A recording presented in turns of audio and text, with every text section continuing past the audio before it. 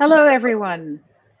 Thank you so much for joining us at this very different Bioneers. I'm Monica Borland. I'm the CEO of Mother Jones, which is an investigative news organization, publishes a print magazine, podcasts, digital, and so forth. Thank you so much to those of you who are subscribers and readers of Mother Jones. You keep investigative journalism alive. And I'm here with this amazing group of people that I'll introduce to you in a minute. I wanted to sort of get things going by confessing to being always a glass half full kind of person, which is sometimes tough at times like these. But I was thinking about this event this morning and how we can't be physically together in the way that has really made Bioneers very special over the years. But the glass half full part of that is that maybe we can really be grounded in the places where we actually are.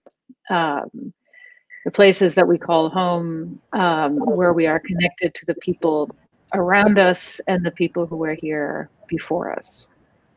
So I am here in Oakland, California, which is land that has been stewarded by the Ohlone people for a long time, and where today is a beautiful sunny day, and where we are also under a fire warning, which is the first time there's been a fire weather warning this late in the year in Northern California. So a kind of immediate connection to the climate emergency that we're in.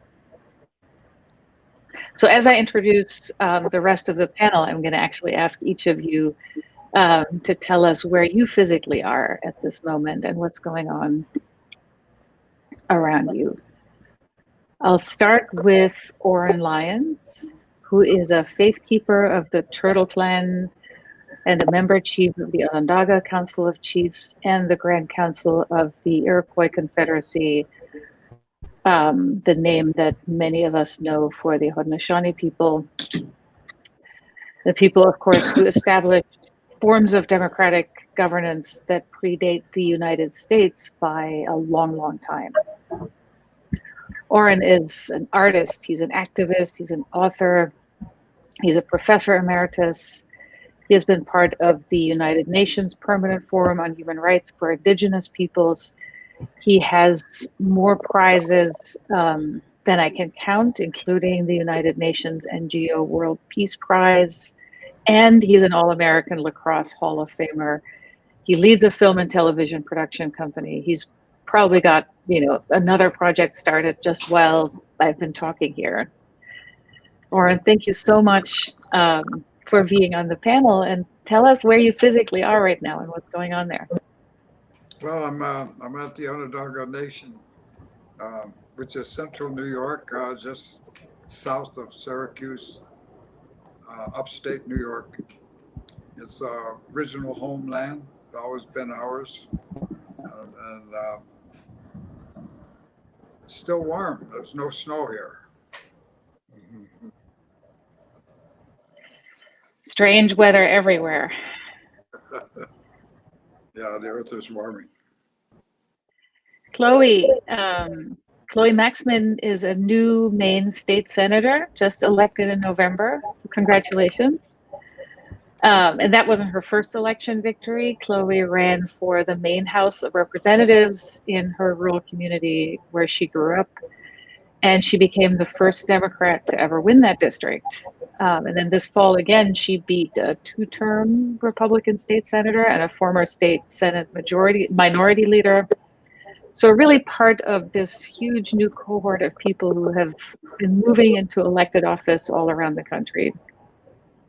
And Chloe's not new to this game. She's been an activist since she was 12, co-founded Divest Harvard when she was 18. So it's a little terrifying to think about what else she'll accomplish when she's a state senator in her 20s. Chloe is also a fellow journalist, worked at the Nation, and is writing a book at the moment about the new kind of politics that she's seeking to build. And Chloe, tell us where you are and what's going on around you. I'm so honored to be here today with all of you. I am in Nobleboro, Maine, a small town of about 1,600 people where I grew up, and we're in the middle of a nor'easter right now, which sometimes affects my internet. So I'm really hoping that we make it through this next hour and a half with strong broadband. Thank you. And finally, David Orr really kind of needs no introduction with a Bioneers audience, since he has been a beloved fixture of this event, but I'll introduce you anyway. And the best way to say it is probably that David is a brilliant thought leader on issues of sustainability. He's been working on climate change since the 80s, led the creation of what is still one of America's greenest buildings in the 90s. That's the Environmental Center on the Oberlin campus. And he's a professor emeritus at Oberlin. Like a professor should, he has written many, many books, including a recent one on climate change and the long emergency.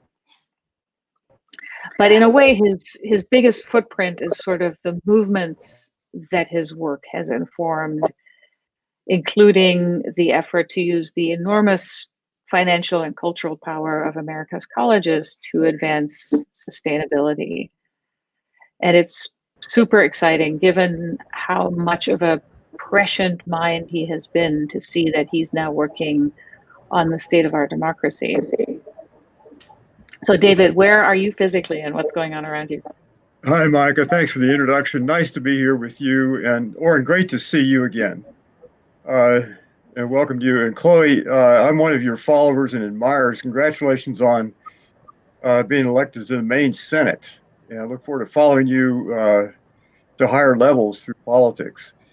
I'm in Oberlin, Ohio, 14 miles south of Lake Erie and about 2 hours west of the Ohio line. And like Oren, we're having kind of the same weather. We get it about 12 hours before it gets to Oren. No snow. And one snow last week, actually, but no snow on the ground. And so we're seeing climate change. This is not the way Novembers typically should be. But what gives me hope in this is the number of people that are rallying around this issue. It's a real issue, and the cause is moving forward. I think we have great options ahead of us. So great to be here. Thank you all so much. I wanted to give our audience a chance to get to know you a little bit, not so much by you making statements about your work, but by doing a little storytelling and just telling us the origin story of your work, how you first came into doing what you're doing at the moment, sort of like in a movie where they have the flashback scene to how our superhero was created. And let's start with Oren again, if you don't mind. Can you tell us a little bit about how you first came to do what you do? I'm a citizen of the Onondaga Nation, which is the center of fire for the Haudenosaunee Iroquois Confederacy. And saw my first white person when I was about 4 years old, even though we're in central New York. And I'm 90 now today. So when I was 4 years old, that's 1934. And I saw the first, with a little group of guys, about 5 of us kids running. And we saw this wagon coming with a white man. He was wearing a black coat and a black hat. And he had a big white beard. And he was what you call today a ragman. He was coming down through the Indian territory to barter. And of course, our people always had a lot of rags. So anyway, we were hiding in the grass watching him go by. He was scary. He was scary to us. He had this white beard and the black coat, the black hat. Ooh, he didn't see us. He didn't see us. We were watching him go by. And I say that I was about maybe 4 or 5 years old. And of course, I grew up in central New York, which is probably one of the busiest states in the world. But we were isolated at Onondaga. We were very isolated.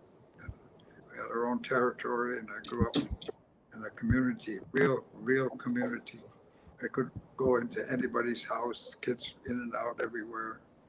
Wherever you wound up when they were eating, they'd say, sit down and eat. You would just be where you were, sit down and eat with everybody. And they always ask the same question: who's your mother and father? So you tell who you are. But we had the run of the territory. It was a great life. Probably one of the best times of my life as I reflect back. We were so free. We were so free in the woods. Nobody ever walked on the road. We were always down by the creek or in the woods. And we were just free to go. And we knew what to eat. We didn't have to go home for lunch. We could find stuff to eat. We knew a lot. We didn't, I don't know where we learned it, but we just knew that. So I grew up in a nice, we were always hungry and poor by any standard, I guess, but we never thought that way. We never thought we were poor. We thought being hungry was a state of, that's how it always is. So it was a good life. Grew up with a group of guys and girls that continue to be my friends all the way through life. It was a good community, real community. It's different today. It is really different. It's not like it used to be. There's big changes. That's 1934, Central New York. Land was good, water was clear, fish and swim, and hunt. It was nice.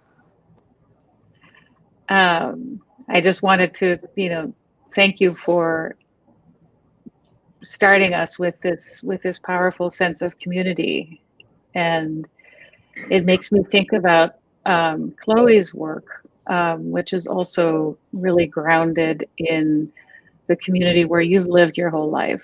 And I wonder, Chloe, if there's a connection there between, the place that you call home and the work that you do. Yeah, I love your questions, Monica. They're so thoughtful. And there's certainly a huge connection. Everything that I do is because I love where I live and I love where I grew up. And, the older I got, all I could see is how our political system is failing to address the very real everyday needs, not just wants, but needs of the people that I live with. And something's got to change. When you ask the question about origin story, these days I'm all about building progressive power in rural conservative communities. My theory of change right now is really trying to build broad-based political power that can take back some of our state legislatures and, hopefully one day some of the rural places that have been lost. But the story that came to my mind was in 2018, I did a lot of canvassing this year too. But I remember distinctly this one door. It was a trailer at the end of a long dirt road in one of my towns. And there were curtains on all the windows, and I was by myself, and oh gosh, what am I going to get myself into here? But I went up and I knocked on the door, and smoke just came pouring out of this trailer, and I couldn't see, and my eyes were stinging, but this man emerged, and his name was Philip, and we ended up having an incredible conversation. He was a registered independent, and he said to me, most people judge me by what my house looks like, and no one ever comes and knocks on my door, and thank you for coming to talk to me.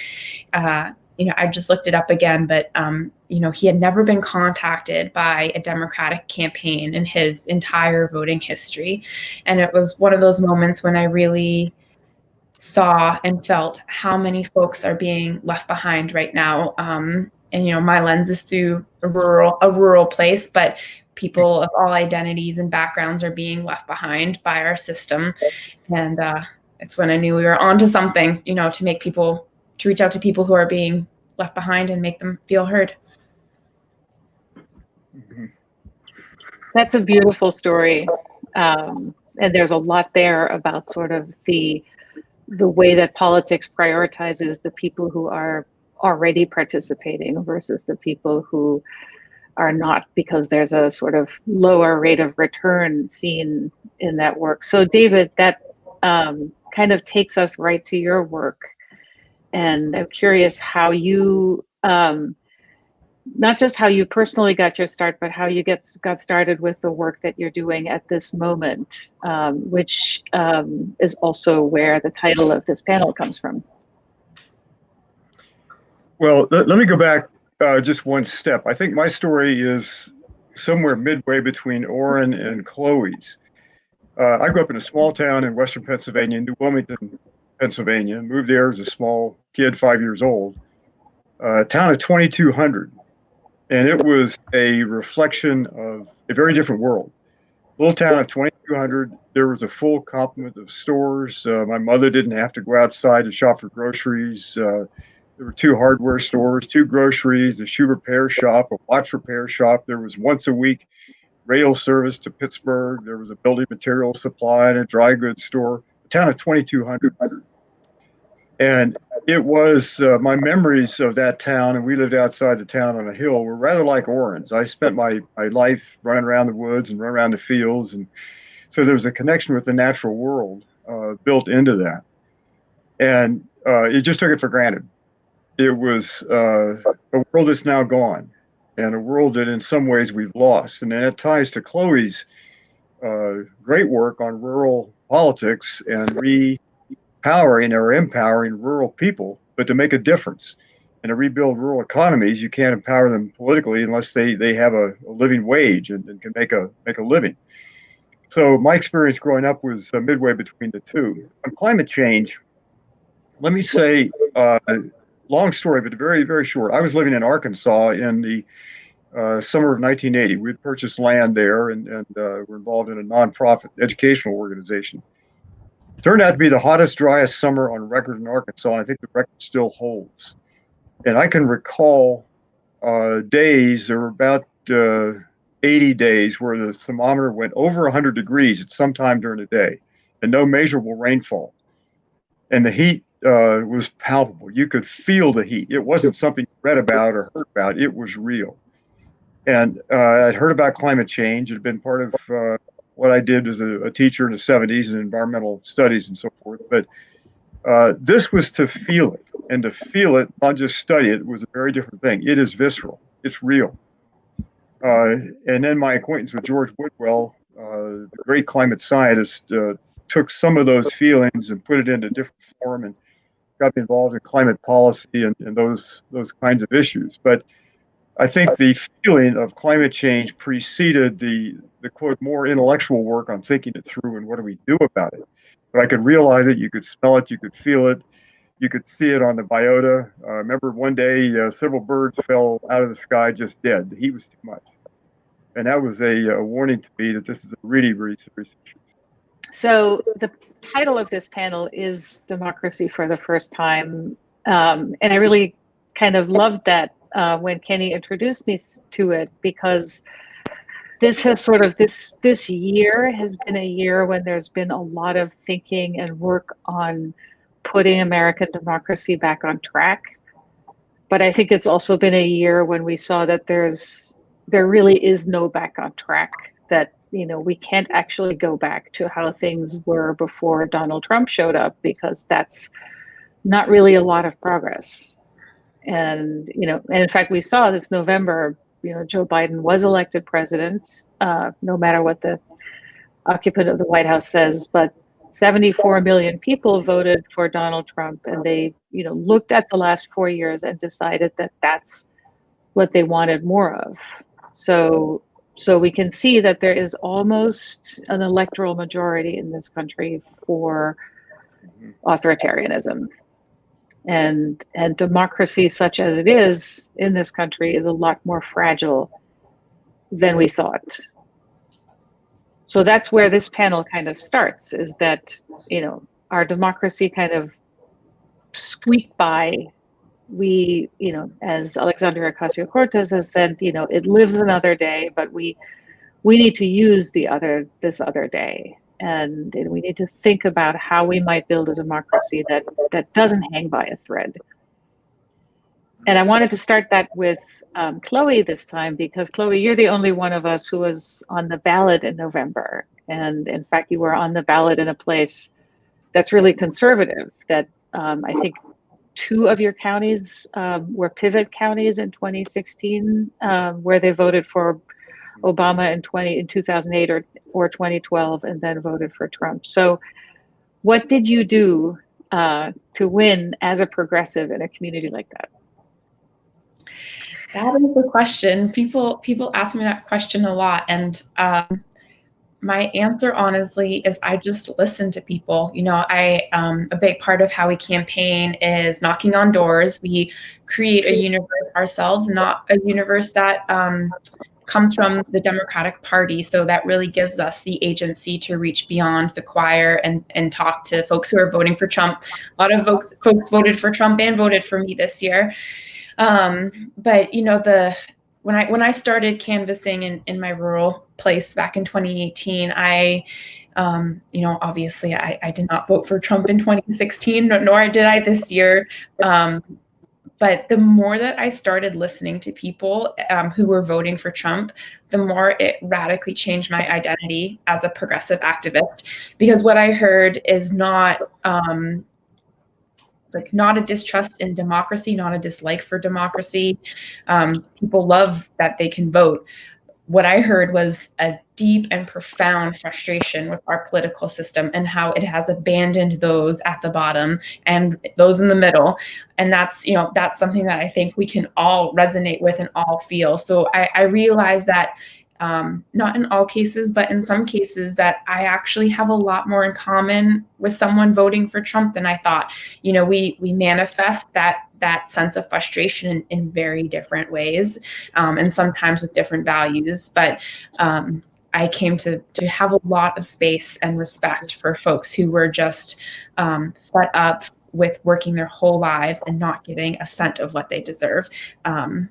It's awful, you know. So it's all through listening and a commitment to really respect a different point of view that we built a movement that was based on our values and not on our party, based on a vision for a positive politics that was about doing it better and doing it different. So let's go back to Oren. Your tradition and the tradition of your people is this much longer tradition of democracy on this continent. And so I wanted to ask if you could help us see what's happening now as just a dot in that longer story. Okay, I think what I see, it's just the most amazing, is that the women are still fighting to be heard. It's just you're not fair. This country is not fair to 50% of the population, and still struggling. I think one of the women running for president not long ago said there was a glass ceiling they couldn't get by.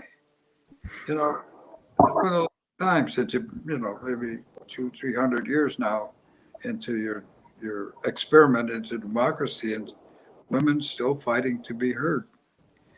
Well,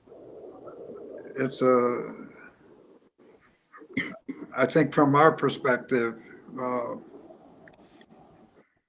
it's so fundamental to have this partnership of men and women, not only in family, but also taking care of all the way out to politics and everything, work together. So we were always respectful. If there's 2 things that I would say was always across Indian country, what's called Indian country, it was, one was respect. That was a law. Respect was the law, is a law, many places yet. And the other is to be free, to be free. Oh, one of our women leaders, Audrey Shenandoah, who's very well known, good speaker, great leader, long ago. She's passed on now. And she made an observation, she said, we don't have a word for wild. In our language, there's no word for wild. She said that the only closest we can come to it is free. That's quite an observation. So when you say that's a wild person or that's a wild man or so forth, that's in your language, not in our language. So the perspectives, of course, then what I'm saying is quite different in many, many, many ways. And the partnership between men and women is so important. And how you bring up a family and how you raise a nation, work together. So in our confederacy, the women who hold the title, say for instance, my title that I sit under and been under for 55 years now is Tahiakwai. 1,600 years ago, there was a man there by the name of Tahiakwai. He was one of the original 59 leaders that started the Confederacy, the peacemaker. And when he died, his name became an office. And the women, or the clan mothers in charge of that name, she chooses the next leader, but it's always by consensus. She has to have a consensus with her clan.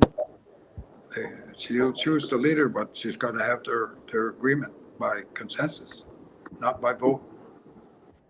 If they agree, then she has to get the consensus of the chiefs itself. If they agree, then she's got to get the consensus of the Six Nation Council of Chiefs. If they agree, she's got to get the consensus of the people of the Six Nations. That's democracy, hard-nosed democracy. And if you can make it through that system, you're pretty good. A person like Trump would never get past the first clan mother. Never get there. He wouldn't even be the last in line. This is not how we choose a leader. So when you talk about democracy, it's hard work and requires a lot of discipline and requires the understanding of working together, really, basically. These things were here. We didn't have, there's no word in our language for democracy either. It's how we live together. Right? So we have a very strong spiritual side as well. And everything is really dedicated and predicated around that as well. So the traditional leaders are also the leaders who lead ceremonies as well. And our ceremonies are right around the lunar clock. Many, many ceremonies. We have a ceremony for the maple tree when the sap starts running. We have ceremony for the planting when time to plant. These are not one-day ceremonies. It's 6 days of ceremony, songs and speeches, dances, food. And then we have a ceremony for first fruit, which is strawberry. And a ceremony for the first vegetables, the beans. In summer, then we have a fall, green corn, and then a harvest, big ceremony. These are all 6 day ceremonies dance, songs, food, and reflection, and thanksgiving, to be thankful. Always to be thankful. Not to be asking, to be thankful. And then it goes into the midwinter when we have finally put it all. We say we wrap the year in a bundle. And that ceremony is 21 days. We still do that. We still sing the songs. We still dance. We still hear the speeches. We still hear the gatherings. And the longhouses packed. And who's having the most fun and who's enjoying the most things are the kids. They're just running all over. They love that. They love to dance. They love the songs. And then the corn soup at the end of the ceremony that you take home. Because nothing is complete without food. Food is sacred. We understand that. So democracy is a consensus of those who are governed, and our leaders have no authority beyond their own goodwill and conduct. We don't have a police force and we don't have an army. There's nothing for us to enforce what we say. That's quite different from what you have. And so when you have a democracy, when you talk about your democracy, it's not quite there all the way. And certainly in today's times, you know, you better be listening to the women voice now. They're starting to show up, but and that's in our prophecy as well. We're told that the men are going to fail, and when they fail, the women will come forward, and they will fail, and the last will be the children. They'll try, and when they fail, it's over. So here we are, in a period of existential crisis. You don't know what's going to happen tomorrow. It's hard to see. And so when I grew up, I thought, well, this time is forever. Nothing is in danger. No. The whole different world now. Has 7.7 billion people. Not enough food, not fairly adjudicated, and water is the issue. Water. Water's life.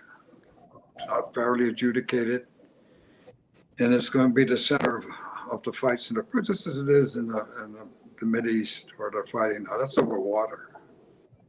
Water's a huge item there. They don't have it. I don't know what they're going to do. And even in California, in the Southwest, you're running out of water. You don't have it. What are you going to do? I mean, places like Phoenix, Arizona, starting to sink because you've taken the water out of the ground. There's a limit. We're pushing that limit. So basically, you know, we have to change. We have to work. If we're going to survive, we really got to meet the issues of fairness. Got to be fair. I'm always amazed by when I listen to elders how you're able to bring everything back together. You know, kind of take this huge sweep through all the issues and then, you know, bring it all the way back to day-to-day life and the things that are really practical in people's lives. So David, I'm going to take that as a bridge to the work that you're doing, which is very kind of ideas level and abstract in some ways. You are working on this project called Democracy for the First Time, but I get the sense that it's also about trying to come up with pragmatic ways for people to kind of roll up their sleeves and get to work in their life. So tell us about that. Well, first, let me go back to Oren's comments. And I think, Oren, you said it so well. And I think the question is, how do we build a democracy at the scale which we now live? Those 7 6.8 billion people on the planet. And if you're at some intergalactic betting partner, say an Alpha Centauri, you're not going to bet on Homo sapiens making it through this time. So everything you said, I agree with. But it seems to me the only option we have is to make democracy work. And it never has worked as it should or it will have to. But I think that's the only option before us. We know authoritarian systems don't work very long. We know that royalty doesn't work very well very long. And so we have to make this work and understand what kind of factors would be involved in it. And let me point out that the panel, Monica, you represent journalism and the idea you can't have a democracy if people are ill-informed. And so your role as a journalist, and Mother Jones is one of the outstanding publications and enterprises in the planet. But that's got to work. And Oren, the wisdom that you bring and elders bring to debating how we as people live in harmony with the creation, that's critically important. And the energy and creativity of Zoe and her generation is going to be absolutely essential. But those are the starting points. And if you're betting on this, I don't think you would bet it would make it. Now, the Democracy Project began after the election of 2016. And like many people, I was astounded with the way the election went. So we organized a conference at Oberlin College where I was teaching at the time. And for 3 days, we had people like Jane Mayer and Tim Egan, and ended on the third day with Reverend William Barber. But to try to understand how we got to the election of 2016. As it's gone forward through the book called Democracy Unchained, what we try to do was to package every bit of information that we had about democracy, organize 39 authors and public intellectuals and politicians and lots of into a book, rather long book, but it's essentially an encyclopedia of here's how you can begin to rebuild it. And then we organized, after the book was published in March of this year, 14 events we planned across the country, starting at the National Cathedral in March. And of course, the pandemic forced us to shift these to online events. So we've now produced 9 online events, drawing an audience of well over 500,000 people. We've got number 10 goes online next Thursday. Number 11 will be in January. The goal of this is to try to start a larger, wider, longer dialogue, not focused on the election per se, but on how do we rebuild democracy and make democracy work for the first time. And some of these things are, we know, we've got to get dark money out of politics. Jane Mayer's work has been critical in that. We've got to control social media.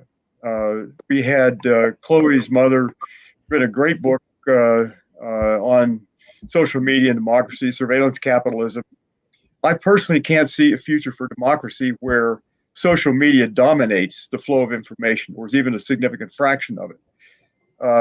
We've got to change things, archaic things that we knew better than to do this, like the Electoral College. And the barriers we inserted, or the founders put in between a real democracy and public governance. So some of those things we know they've been talked about for a long time. But our goal in this, Monica, is to start that longer, wider dialogue, to have, in effect, a national or international longhouse conversation about how do we do the public business. I couldn't agree with Oren more. It's got to be inclusive, and it's got to include the idea of future generations in this democracy. So one of the goals we have is to begin to consider very seriously in terms of legalities and format and policymaking, the rights of future generations and the rights of nature. And so we've got to extend this. The last thing I would say is this, that democracy is always a wager, that enough people will know enough, will care enough, be civic-minded enough, be generous enough to participate well in the public business. And I couldn't agree with Oren more. We haven't done that very well. And a society that needs this, $1 trillion of military power and huge police forces and so forth is not going to make it through to the end of this century, I don't think. So there's a lot of work to do, and there are a lot of assets to build on this. And personally, Monica, I'm with you that half full, half empty. I think the glass is half full, and I take a great deal of hope that the election, which I think was a close call, will grow into a larger, more effective movement to create the kind of institutional structures and attitudes and so forth, as well as laws and regulations, the political changes that have to be made. So I'm in that middle ground of thinking, yeah, we can do this, but it's going to take. This is as they say, an all hands on deck time. We've got to become true citizens in the sense that Ora described it. I think in the sense that Chloe is building in her constituency in Maine. I'll stop there. Thank you, David. I'm going to start also bringing in some of the questions and comments that the audience is having. As you will not at all be surprised to hear, this is a Bioneers audience, so they have a lot to say. And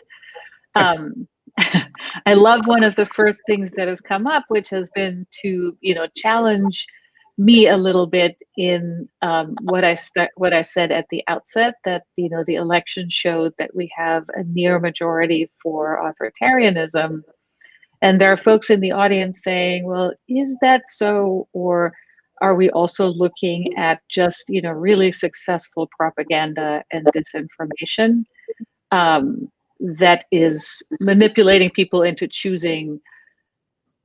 thinking that they're choosing something that is not in fact what they're choosing. And I wanted to toss that to Chloe because you really have these conversations at a very personal and intimate level in your community.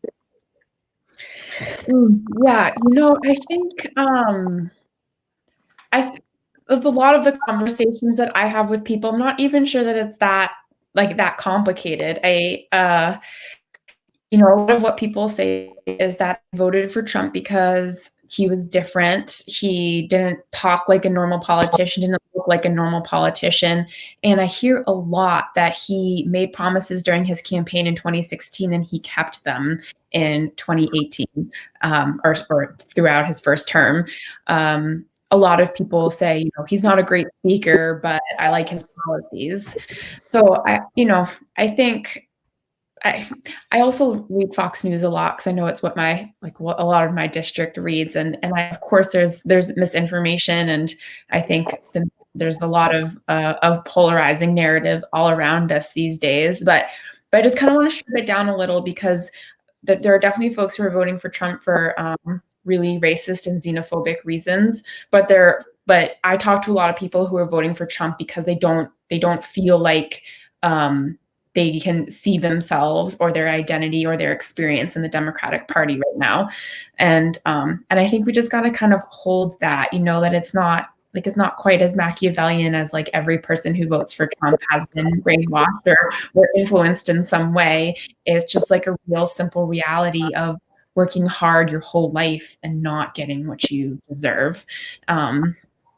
Yeah, so and those are my people, and I fight for them. They voted for me to stand up for, so I feel like I want to stand up for them now too.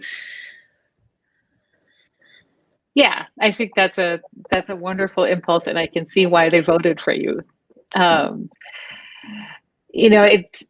We are having this conversation in the middle of this, triple threat emergency, all wrapped into each other, pandemic, economic crisis, crisis of democracy, climate crisis. And just to sort of bring it back down to a very practical level, or on one of the folks in the audience asked how the pandemic is affecting the kinds of gatherings and, community experiences that are so important to the life of your community. Well, the last Chiefs meeting I was at, everybody was wearing a mask and sitting 6 feet apart. And we went into a very quick shutdown when it started here at Onondaga. So we have an enclave. We have borders which we can control, and that's very helpful. So traffic and so forth. And so At this point, we've had, I think, three cases, and they're recovered. But you know, it's this virus is going to be here for a long time, and I think it'll probably settle in like the cold, like we talk about the common cold. It's going to be there all the time, and before we find some kind of a defense. So I think that we have to really assess what our style, our lifestyle, and so forth right now. And there is a change. There is this amazing time right now that things can happen, but you can't let it die down. You have to keep the change going until you make the corrections. This is a racist country. It's based on racism. I mean, when they ran out of native people and couldn't make us work the way they brought black people here. So they brought slavery here. This country is based on slavery, and it's based on race. That didn't surprise me to see that vote, because it's just like white people against the world. That's the way it is. It's not a democracy here. It's not fair. You know, way not fair. So you got to deal with that, and you have to deal with the history. You got to deal with the history. It can't be that dark part. You got to deal with it before you can change it and move on. We are one family. We come in all colors, but we are one family. We are a species. We're not worse or better than any other. So that's racism is what you have to deal with in this country, big time. And Trump was the leader there, and they flocked to him. And that vote was the racist people. Those were white people voting. They were there. You know, they're very wealthy, a lot of money, in control. But now the virus, which is nature, saying, well, I got to settle some stuff here. And nature steps in. Every 4 years, the rabbits die off. They have a big, they just die off, you know. And then nature steps in, kills the population, and 4 years later, they're back up there again. That happens again. And the same with the lemmings running into the sea. Nature will bring a balance. And that's, you can see nature out there. There's a boss. Nature's the boss, always has been the boss. Until you understand that, you're just going to suffer the consequence. You got to deal with it. Understand your restrictions. Can't talk yourself into the reality. The reality is out there. So I think this is a very important discussion, because I'm learning very much when I hear speakers here. It's helpful to me. Thank you. I think we can all say the same. And David, I was wondering if you want to pick up on what Oren was just saying, because you talked about how one of the components of building a vibrant democracy has to do with looking at the history and, you know, and repairing and healing it. So what does that look like? The issue of, we addressed the issue of reparations in one of the early episodes, and reparations, as far as the public dialogue, has been mostly confined to questions of people of former servitude and slaves and their descendants. But I think Oren is exactly right that democracy in this country, what we take to be democracy, maybe perhaps better said, American history, begins in a theft of land. And so reparations is a big concept. How do you right, to the extent that you can, the things that you did wrong or we collectively did wrong way back when? And so reparations would have to include Native Americans, slaves, Asian Americans, women, people who've been disadvantaged, including in the hills and hollows of West Virginia, the people who had their mountains topped off. And then I think there's a different way to think about it. Reparations, we're imposing from a fossil fuel world cost on future generations. So if the reparations looks backwards, I think it also ought to look forward to the costs that we're knowingly imposing on future generations. Oh, they go. And that raises then other issues about setting things right. And I think if I could take a page from Oren's book there, I think that one of the challenges ahead for us is how do we do the public business, all the things that we do to tax and spend and regulate and all the laws that we pass and so forth. How do we begin to use an engineering term, calibrate that with the original instructions for the planet? And if I asked this question in a constitutional way, if I would say that the founders, and they were influenced, and Benjamin Franklin was one of the conduits between Oren's ancestors and the Constitutional Convention. But if we were to go back to those, quote, founding fathers and say, if they knew then, in 1787, what we now know about how the earth works as a physical system, how would they have designed a world for leads and lags and feedback loops and long time horizons between cause and effect in the worlds where there are these population diebacks that nature is boss? How do you begin to reshape the way we do the public business? The last thing I'd say is this. I think that Oren's description, and I think Chloe's as well, about communities. Democracy works much easier at a community scale. That was a town I knew growing up that I mentioned at the start of the program. And it works where the scale is small. Can we take that idea of democracy, that we, the people, are able to govern our affairs? Because that's the only system that's ever, in any even imperfect way, protected the rights of people. Can we take that up to scale? It is a world of 7 billion people. We may have a great dieback and come back to 2 billion people or such, but the issue of taking democracy to scale, and I think those issues are not so elusive as it might first appear. Getting money out of politics would be a great start. Guaranteeing the right to vote, guaranteeing the rights of future generations.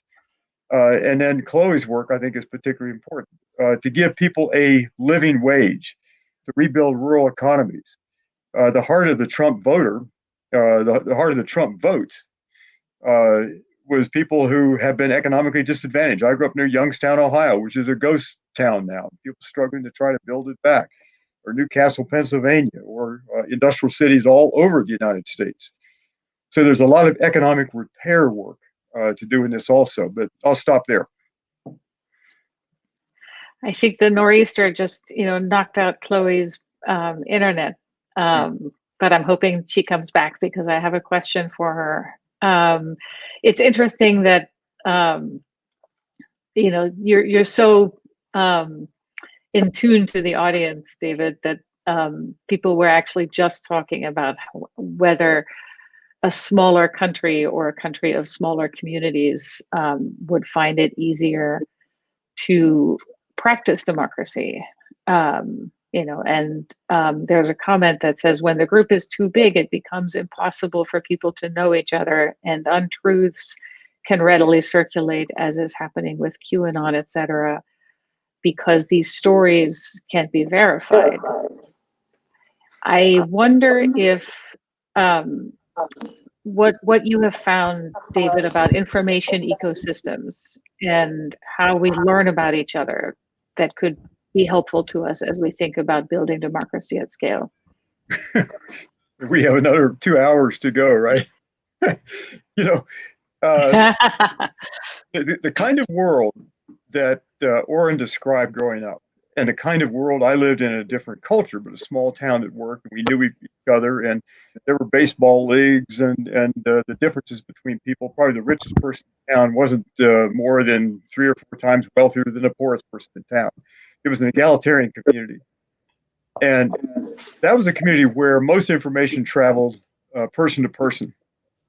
And you might watch television, although television came into the world late in my life. My parents didn't have a television set until I was 13 or 14 or 15, but it was never a big part of the life. And social media now, I think, and again, Shoshana Zuboff, Chloe's mom, is her book is brilliant, and I recommend it to everybody. But it's part of this larger discussion about how we tame social media, how we come together. We're not going to uninvent it, but how do we control it and minimize or eliminate to the extent that we can all the misinformation and lies and distortion that come on social media. We found it was an open war on democracy. So we've divided up into these tribes. And there's the MAGA tribe, and there is the QAnon tribe, and so forth. And yet, at the end of the day, I think Chloe was right.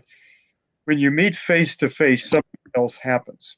And we know that from experiments in democracy, that people coming together face to face in the right format and with the right information can end up actually liking each other or coming to some kind of agreement about things. We're not as helpless as it might first appear. But it's going to take real leadership on these kind of abstract issues of technology and social media. And personally, I can't see a world that is anywhere near democratic with things like Facebook. It's got to be controlled in very different ways. And all the social media has got to be recalibrated to work for the people. But at the end of the day, I think the things that work for democracy, Chloe described it real well, just the politician with the courage and the audacity and the public skills to go trailer to trailer, door to door, and talk to people and get them engaged in the process. And Oren's description of the interweaving of celebrations with the events of the year, the biology and the sociology coming together in a celebration in the Longhouse at the end of the year. That's in different, whatever the form is. I think we have to go back to that world and do everything we can to encourage strong communities and strong families. But then they will aggregate up, and that's a whole other subject. We have to come to some means of solving major issues. Climate change is a global issue. It's got local problems, and you can solve a good bit of it locally. But at the end of the day, it will require some kind of global agreements, as will nuclear weapons. But I'll quit there. You guys are so good at giving me these perfect segues. I was just thinking about a question that was being asked in the panel, that was being asked in the chat, that I think is a really good one. Again, challenging assumptions a little bit. And the questioner basically worries that the panel is equating small d democracy and capital D Democrats, and says, does this not invalidate Republican voices and suggest that democracy is one that embraces liberal agendas such as climate change? And there's a lot there to react to, and I wanted to toss it to Chloe because I bet this is a conversation that you have with people in your district. Can you say that one more time? That the idea that we're talking about going towards a democracy that leaves out Republicans? Basically, yeah. The questioner specifically raises climate change as part of the capital D democratic agenda, and whether the way that we're talking about democracy is invalidating Republican and conservative voices. Yeah. Such a good question.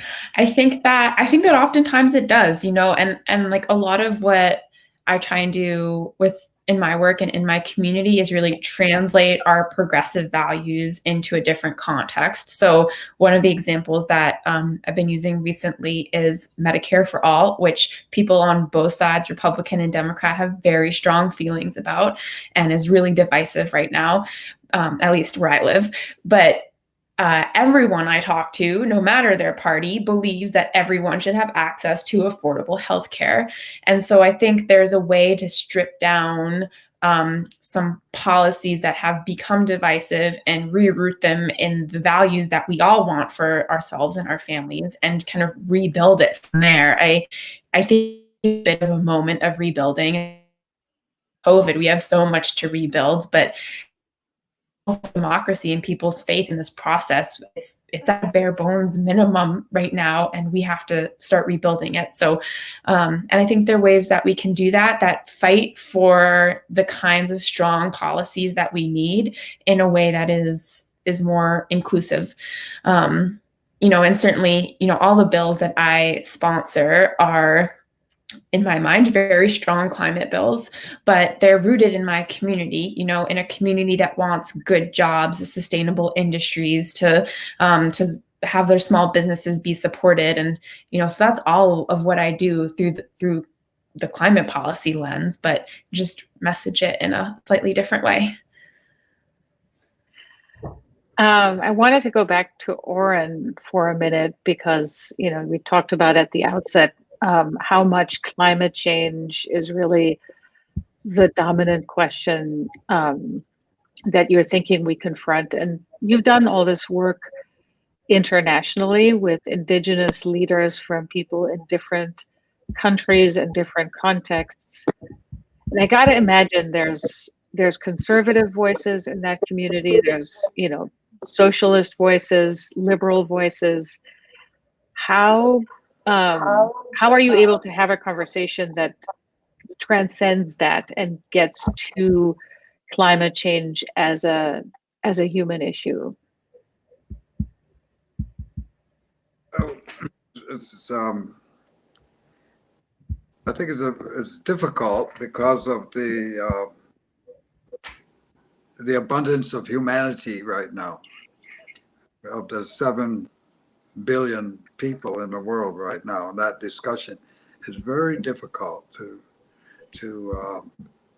center anything. And that's why we speak about social media.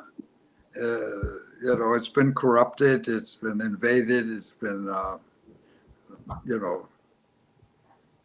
it's been a vehicle. It's opened a vehicle for bad voices, basically. They can get in there, they can be silent, they can be, you don't know who they are. But so we have the problem. And I say democracy is messy because everybody gets a chance to speak, What makes it real democracy, everybody gets a chance to speak. But I think before you really have to address the race issue in this country before you can go anywhere, the inequity really has to be met. Otherwise, you're just going to be, your leadership has to change, basically. I mean, if you have multi-millionaires as your leaders, which is many of those leaders are millionaires, the common voice is hard to hear there. So, a voice like Chloe, is not a millionaire, a common voice you can understand. You have to fight your way into that. There's an enclave there in control now. They're very powerful. They're not letting it go. And in the meantime, you're facing the reality of climate. It's not waiting around while we decide how we're going to do. Climate is on the move right now. It is moving fast, and it is a compound action.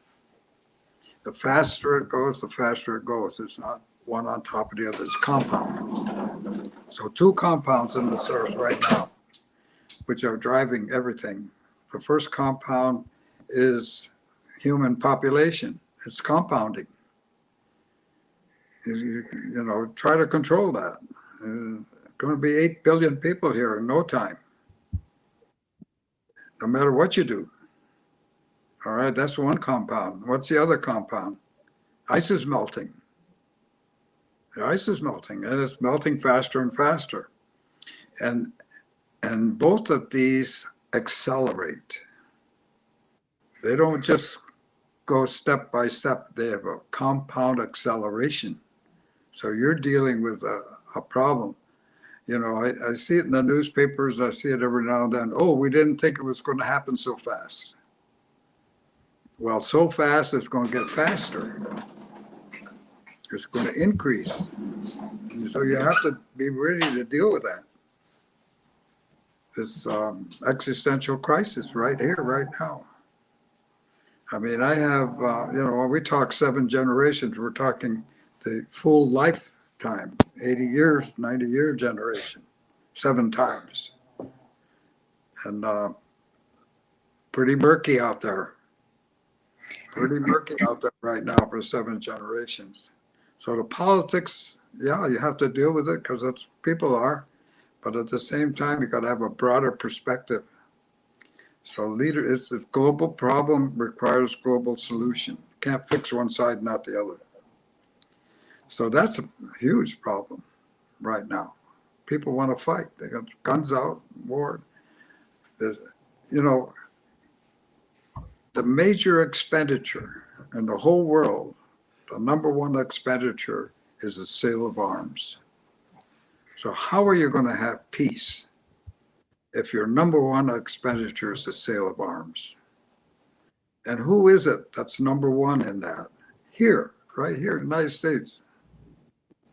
You're spending more money on armament and so forth than you are. If you just cash in a few of those warplanes and put it out to the people so they could eat.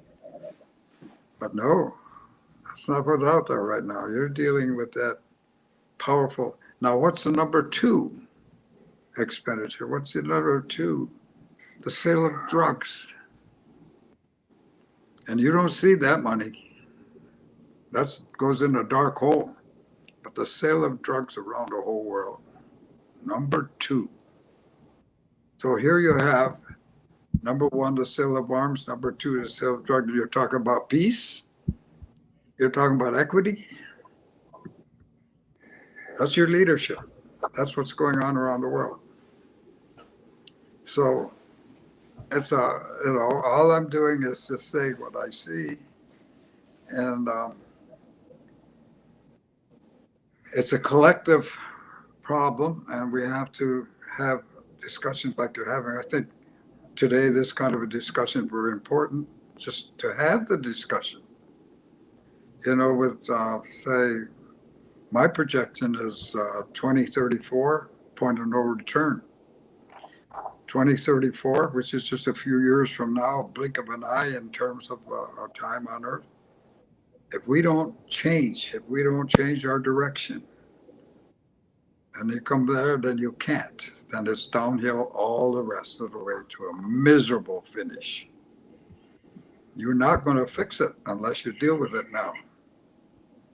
So, I'm full-hearted behind Chloe and get out there and do what you're doing.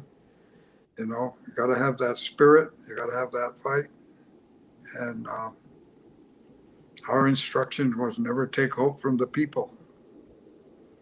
And so fight is on. I mean, I think Bioneers has been making that fight for a long time. We've been promoting the humanity part of life. The Bioneers is what I see. All that varieties and so forth, and the discussion goes on.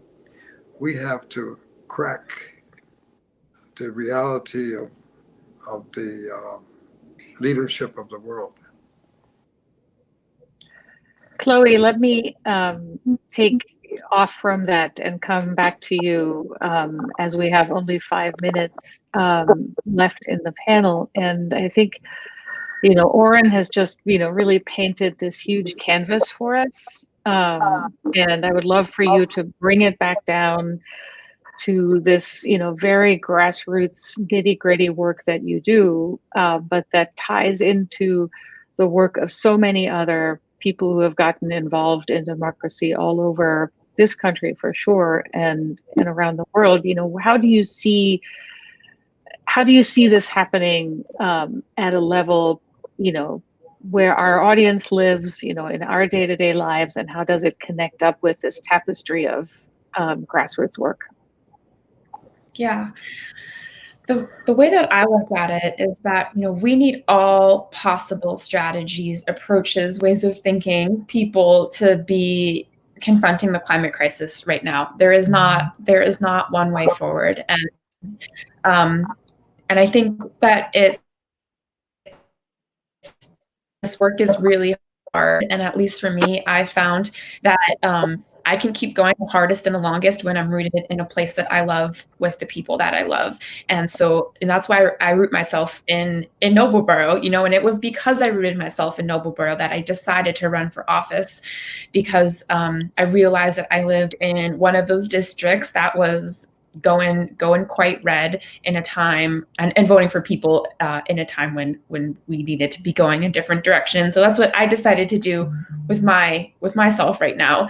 But we all got to do what we feel drawn and inspired to do, organizing in our communities all across this country, especially through the power of local politics. I mean, I think that might be one unifying thing for all of us here. Down ballot state legislative races are so overlooked, quite co-opted by the wrong forces right now. And there are a lot of candidates, a lot of movements out there that need your support to make sure that there's good policy at all levels of government. Are you guys networked? People like yourself who have entered politics at this moment, and what do you see when you look out there in terms of your peer group? Yeah, we are networked, and the network is growing. There are a lot of candidate training programs popping up. I have quite a few friends who are in office. I was just on a panel yesterday with Greta Neubauer from Wisconsin, who I came up in the divestment movement with, and she was the first person I knew who ran for office before I did. And I was like, wow, if Greta can do it, maybe I can do it too. And it's like one of those things, when you see your friends doing it, then maybe you want to do it too. So that's one takeaway, it sounds like, for our audience, is look around you and look at local races, in your town, in your state, in your legislative district, that you can get involved in. David, do you have any other kind of specific pointers for people to take away from today? Well, I think the issue, and I want to go back to something Oren said about racism and so forth, and I think that racism is at the core of a lot of voter suppression. And so if we're going to deal with the fundamentals of democracy, we have to make sure that voting is a right. It cannot be taken away, drawn in, you vote in fairly drawn electoral districts and so forth. That is critical. And the other thing I think is this, and this goes to something Zoe said.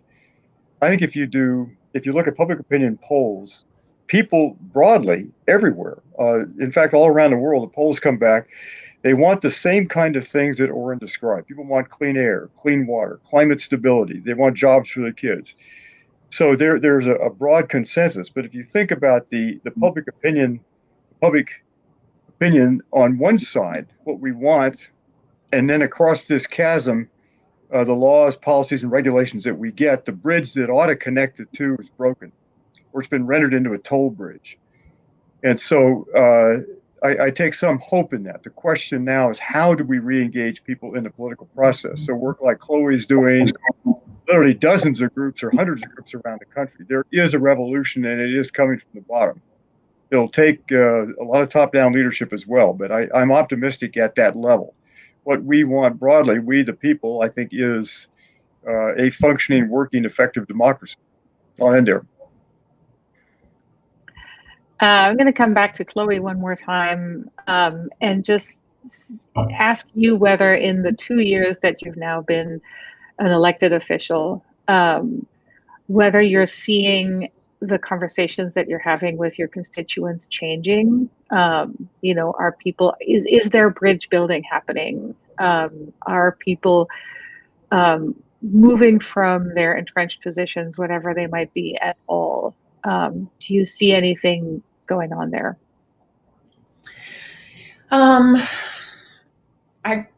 This year was pretty tough. I felt like things were more divided than they were in 2018.